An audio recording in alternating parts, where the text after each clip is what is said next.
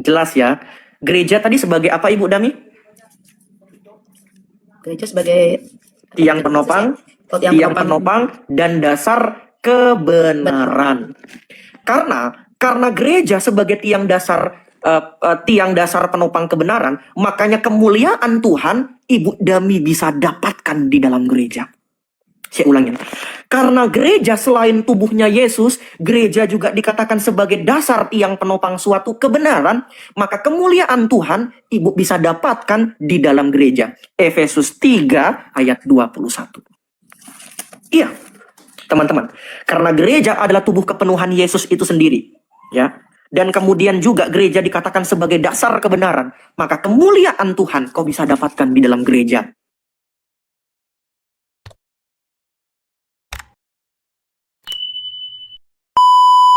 Jackson, bagaimana cara mengasihi Allah dengan segenap hati? Kita harus mencari Dia. Kita harus belajar mengenal Dia. Matius 6 ayat 33.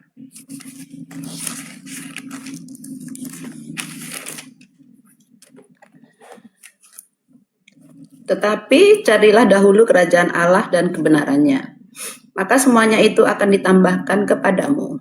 Nah, tetapi carilah dahulu kerajaan Allah dan kebenarannya, maka segala sesuatu akan ditambahkan kepadamu. Jadi kalau kita sudah mendapatkan kebenaran, tentunya kita juga sudah akan mendapatkan kerajaan Allah. Pertanyaannya, kebenaran yang harus kita cari ini di mana? Dan kepada siapa? Yohanes 14 ayatnya yang ke-6. Siapakah kebenaran itu?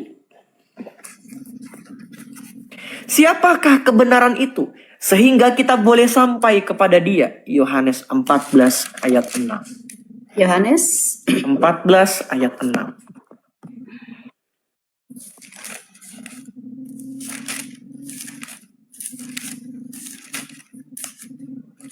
Teman-teman bantu tap-tap layar ya, bantu posting ulang. Silakan Ibu Dami. Kata Yesus kepadanya, "Akulah jalan dan kebenaran dan hidup. Tidak ada seorang pun yang datang kepada Bapa kalau tidak melalui aku." Jadi kebenarannya adalah Yesus. Agar kamu memperoleh kerajaan Allah, kamu perlu datang kepada siapa Ibu Dami? Kepada Yesus. Tapi kamu tidak bisa langsung kepada Yesus. Kamu harus melewati gerejanya. Karena gerejanya adalah tubuh Yesus itu sendiri. Efesus 1 ayat 23. Dan Yesus adalah kepalanya. Kalau kamu mau sampai kepada kepala, kamu harus lewat dari tubuh.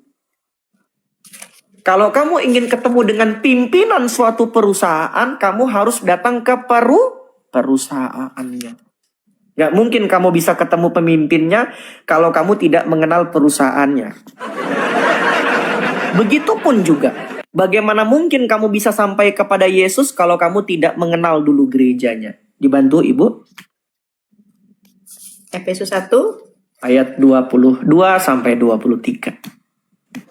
Dan segala sesuatu telah diletakkannya di bawah kaki Kristus, dan Dia telah diberikannya kepada jemaat sebagai kepala dari segala yang ada. Jemaat yang adalah tubuhnya, yaitu kepenuhan Dia, yang memenuhi semua dan segala sesuatu. Perhatikan, gereja adalah apa tadi Ibu Dami? Adalah kepenuhan tubuh Kristus. Betul? Ya. Nah, makanya dalam iman kekristenan, gereja itu seperti yang dijelaskan oleh Santo Siprianus dari Kartago, gereja itu diibaratkan seperti bunda. Dan Kristus diibaratkan seperti suami. Kenapa menggunakan frasa suami dan istri berbicara tentang relasi kasih? Bukan secara jasmaniah, tetapi secara rohaniah. Kenapa Yesus itu dikatakan sebagai kepala? Karena dialah yang mendirikan gereja. Ya kan? Maka jika kita ingin sampai kepada kepala, kepada pemimpin gereja, kita perlu masuk ke dalam gerejanya. Contoh, Kak Vero ini adalah, Ibu Dami ini adalah yang punya perusahaan minyak di Arab gitu. Pemimpinnya contoh. Saya tidak akan pernah bertemu dengan Ibu Dami. Saya tidak akan pernah tahu Ibu Dami kalau saya tidak tahu dulu perusahaannya Ibu Dami. Betul tidak? Saya perlu masuk dulu tuh bagaimana perusahaannya Ibu Dami, baru saya bisa mengenal pimpinannya. Seorang pemimpin itu tidak akan pernah mau didatangi oleh orang yang dia nggak kenal. Makanya orang-orang Islam ya, mereka nggak akan pernah mengenal Tuhan yang benar, karena Tuhannya tidak pernah memperkenalkan dirinya. Iya, betul, ini fakta. Kalau tidak percaya silakan naik. Aduh, terima kasih ikan tongkolnya Kak Rem. Aduh, terima kasih ikan tongkolnya. Ini tinggal Ibunda Ferrari Wang lagi nih belum. Bercanda. Terima kasih ya kakak ataupun abang yang sudah berbagi paus, yaitu ikan tongkolnya nanti habis live Jackson pakai untuk digoreng ya. Oke, pertanyaannya Jackson, kenapa kita harus percaya bahwa dari gereja lah kita bisa mengenal Yesus? 1 Timotius 3 ayat 15. Kenapa harus dari gereja agar kita bisa mengenal Yesus? 1 Timotius 3 ayat 15. Terima kasih banyak ya teman-teman ya. Terima kasih.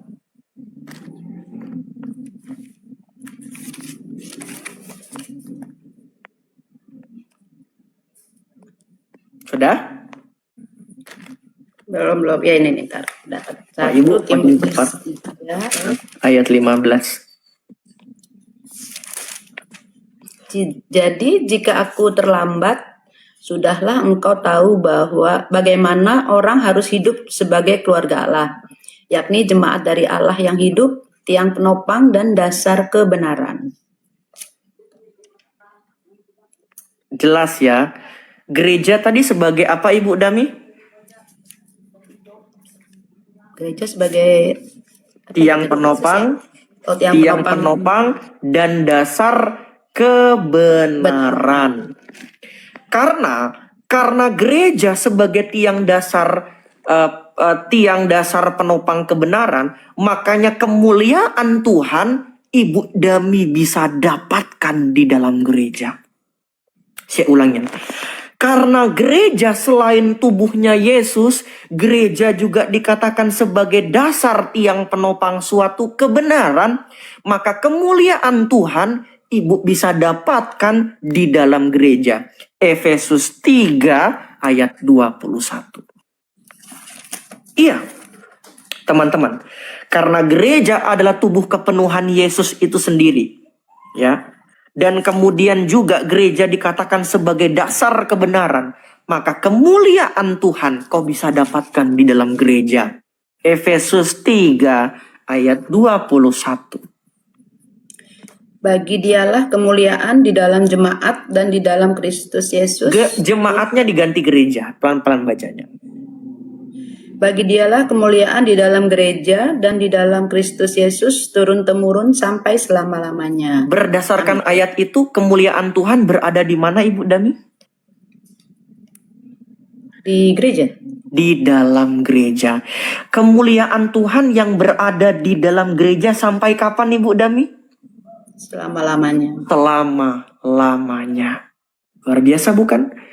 Kemuliaan itu berbicara tentang apa? Roh Kudus akan memastikan gereja itu selalu berada dalam koridor kebenaran. Jackson, dari mana ayatnya gereja itu pasti berada dalam kebenaran atau suci dalam pengajarannya? Karena Roh Kudus mensucikan gerejanya. Efesus 5 ayatnya yang ke-26. Apa yang dikatakan oleh Santo Paulus di situ? Dan hiduplah di dalam kasih. Efesus 5 ayat 26. Dan hiduplah di dalam kasih. Salah. Efesus 5 ayat 26. Efesus 5 ayat 26. Ibu bukanya apa tuh? 20 berapa itu? Salah kayaknya ya. Efesus 5 ayat 26 ya. Betul. Aku baca ayat 2. Oh, Nomor pantasan tadi ketinggalan, kayak nggak kedengeran. asing gitu bahasanya. Lanjut Ibu. Untuk mengkuduskannya, sesudah ia menyucikannya dengan memandikannya dengan air dan firman. Lanjut.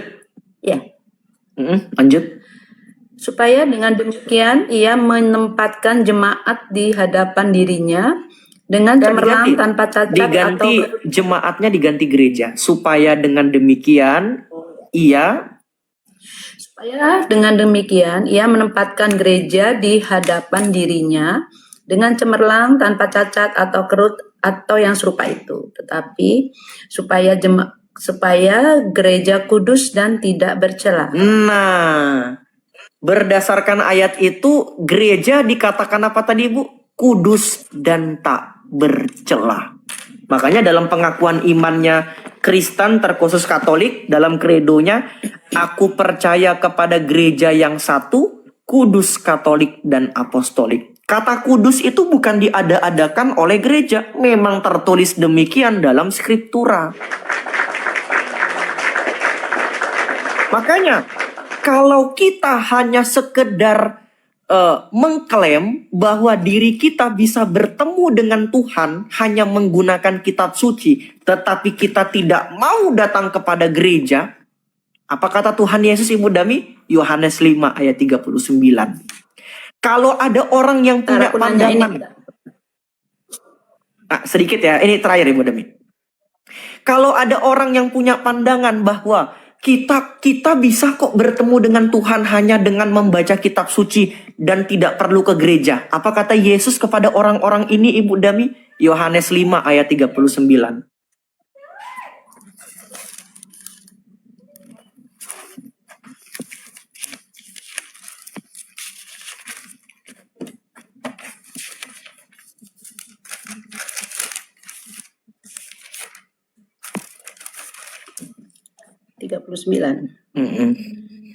Kamu menyelidiki kitab-kitab suci, sebab kamu menyangka bahwa olehnya kamu mempunyai hidup yang kekal. Tetapi walaupun kitab-kitab suci itu memberi kesaksian tentang aku, namun kamu tidak mau datang kepadaku untuk memperoleh hidup itu.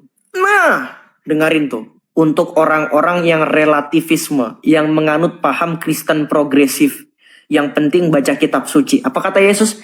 Sekalipun kamu menyelidiki kitab suci, membaca-baca kitab suci, tetapi kamu nggak mau datang ke aku untuk memperoleh hidup itu, kamu tidak akan selamat. Sedikit Ibu Dami, tadi ada yang bertanya, siapa tadi? Kak RM ya, kenapa kata jemaat diganti gereja? Oke, nanti kita bisa nyambung ke Ibu Dami ya. Tadi pertanyaan Ibu Dami tadi ada, tapi kita jawab dulu ini Ibu Dami ya. Gini ya. Sebenarnya terjemahan kata jemaat yang dilakukan oleh LAI ya di dalam kitab suci itu tidak benar. Karena kalau kita lihat dalam original teksnya, perhatikan di sini ya. Dia menggunakan kata eklesia. Perhatikan. Kita buka di dalam Matius 16 ayat 18 teman-teman. Ini dari LAI ya. Dan aku pun berkata kepadamu, engkau adalah Petrus, di atas batu karang ini aku mendirikan jemaatku. Kalau kita lihat dalam original teks, nih, kata jemaat di sini menggunakan kata eklesia. Eklesia. Nah, eklesia tuh kalau diterjemahkan ke dalam bahasa Inggris jadinya apa? Kita lihat di dalam Bible Hub, supaya banyak orang Kristen ini menyadari bahwa terjemahan kata yang tepat itu bukan jemaat tetapi gereja. Matius 16 ayatnya yang ke-18. Kita baca teman-teman. Perhatikan di sini. Kago desoi lego hoti sai Petros kai taute te Petra oikodomesos mauten apa? Eklesia. Dalam bahasa Inggris apa? Church. Kalau church itu diterjemahkan ke dalam bahasa Indonesia, jadinya apa Ibu Dami? Jemaat atau gereja Ibu Dami? Gereja. Gereja. Jelas ya, bukan jemaat. Itu yang pertama. Nah. Oke, kedua, apa sih pengertian gereja? Apakah gereja itu merujuk kepada suatu bangunan, Jackson, seperti yang kita pahami sekarang? Salah. Tidak demikian. Ada mispersepsi dalam pengertian gereja. Kata gereja atau igreja itu berasal dari bahasa Portugis yang kemudian dibawa ke dalam Nusantara. Lalu menerjemahkan kata eklesia dalam bahasa Yunani tadi menjadi igreja atau gereja. Gereja artinya adalah orang yang dipanggil keluar untuk menjadi keluarga Allah atau menjadi persekutuan di dalam Allah, Ibu Dami. Jadi itu makna gereja. Makna gereja itu adalah persekutuan orang-orang percaya yang dipanggil keluar dan menjadi pengikut Yesus. Itu gereja. Nah, terjadi penjelasan kan ketika gereja ini melakukan peribadatan, tentunya mereka harus membutuhkan tempat. Betul tidak Ibu Dami?